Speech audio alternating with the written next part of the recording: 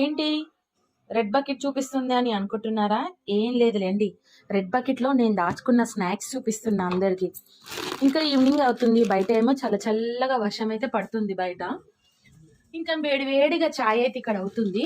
ఇంకా ఆ చాయ్ తాగే ముందు కొంచెం ఏమైనా కడుపులో కొంచెం స్నాక్స్ లాగా ఏమన్నా వేస్తే ఆ స్నాక్స్ తిన్నాక చాయ్ తాగితే అబ్బాబ్బాబ్బా ఎంత వెచ్చగా ఉంటుందో ఈ వర్షంలో మన స్టమక్ కదా.